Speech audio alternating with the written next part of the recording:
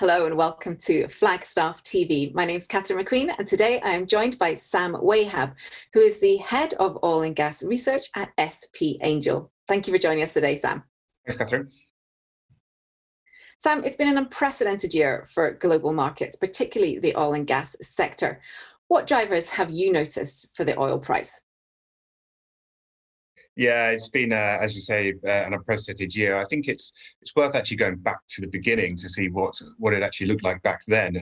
We started in January with a totally different flavour for the year ahead. Actually, quite a bit of optimism. So at the time, it was all dominated by the US-China trade talks, and that actually got resolved with a Phase 1 deal. So we saw actually a bit of a rally in the oil price as we went into sort of February and March, and then as we all know, the pandemic hits, and much of the Western world went into restrictive measures, and the corresponding impacts on the oil price, as you mentioned, was unprecedented. We went into April with negative pricing, which is the first time we've seen that in many years. And during that time, we saw OPEC Plus have their own internal issues. So Russia and Saudi Arabia came at the how to deal with the pandemic in totally different angles. One was to maintain production, the other one was to curtail it. So that led to that aforementioned negative pricing, which is a very difficult time for the sector. Since then, it's been extremely volatile, where different countries have had different types of measures, and so we've seen that your price sort of track a little bit higher. And then, as we've seen recently, with more optimism with AstraZeneca, Moderna, and Pfizer coming with new vaccine hopes and expectations for those to be rolled out shortly. So there is more optimism. We've seen the oil price even this week roll up to near hitting the $50 per barrel threshold off the back of those renewed hopes. So it's looking positive for the time being. But as you can imagine, the sector has taken rolled with those punches. We've seen valuations extremely depressed, and a lot of proactive action to curtail spending, both from the independents and the majors. So it's been a tough time for the year, but we will hopefully end it with a bit more optimism.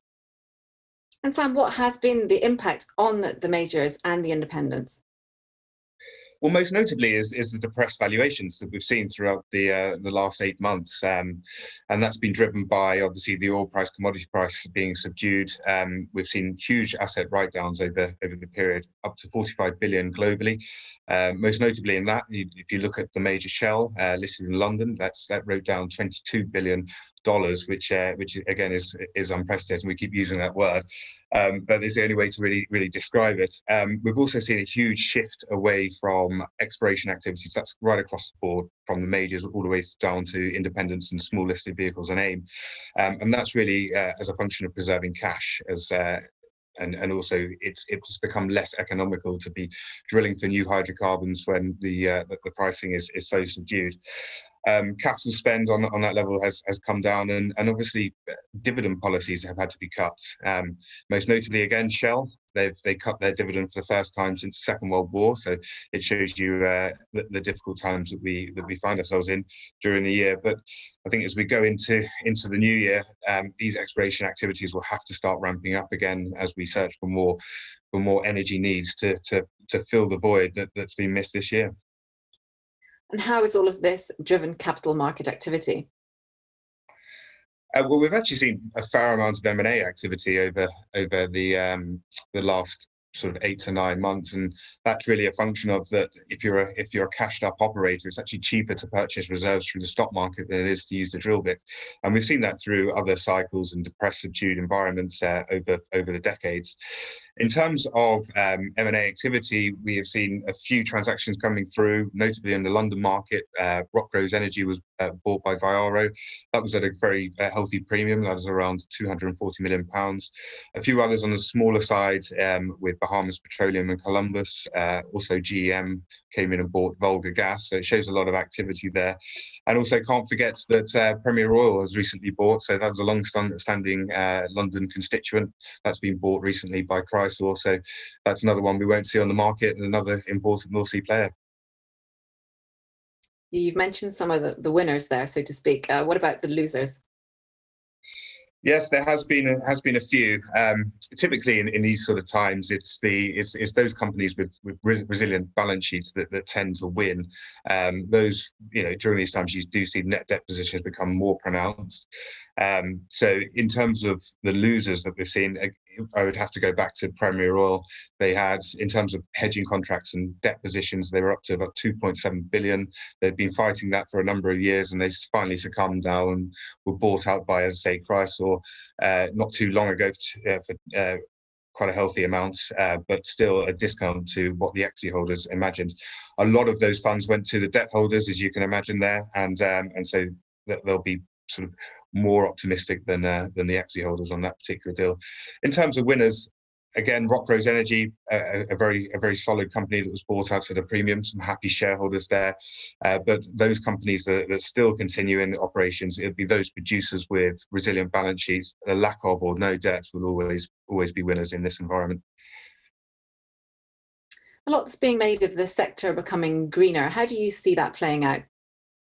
Yes, it's something that's come in at quite a large pace over the last 2 or 3 years, and it's really driven by these ESG credentials that a lot of the capital markets and institutional investors are now looking for. We've seen, especially on the major side, they're picking up these ESG credentials. That stands for environmental, social, and governance.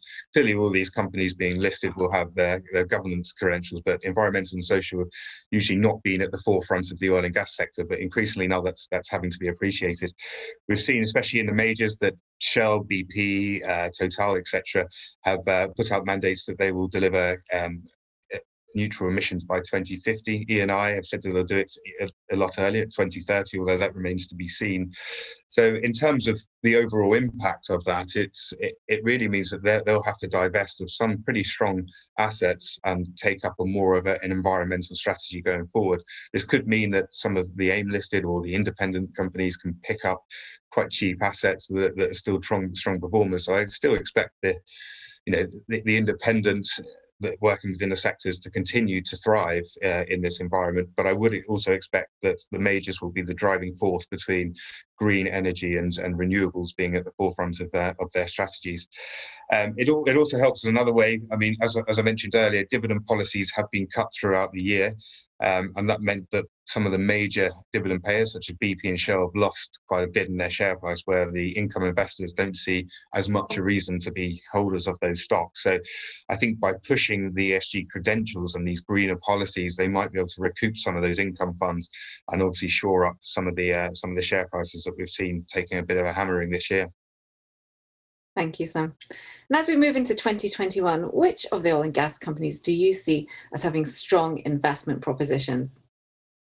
Yeah, that's part of the job. I do see a lot of good companies with strong investment propositions coming into 2021, especially on the smaller end of the scale. One in particular that I've been closely following is Union Jack Oil. This is a company that explores and produces oil and gas onshore UK. Currently engaged in quite an important drilling program at the moment. So its flagship West Newton field, they've got just under 17% of that asset. And as I mentioned, they're drilling now. They've recently had an update earlier on this week, which suggests that they've hit a hydrocarbon play and they're looking to sidetrack that well again. So we should see more potentially positive results as we move in towards Christmas.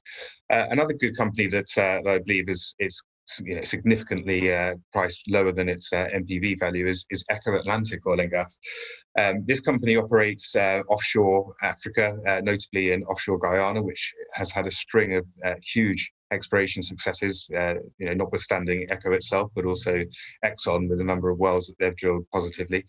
And they've also got acreage offshore Namibia, which we all know is now ramping up and is becoming at the forefront of sector focus. There's a lot of wells that will be drilled offshore Namibia over the coming sort of 6 to 12 months, notably through Shell, Repsol, and Moran Prom, and a few others. So there's a lot of ticks in the box for Echo Atlantic, and let's not forget that both Union Jack and Echo Atlantic are fully funded, so there's no issue with equity dilution. So it's quite an exciting time for those two.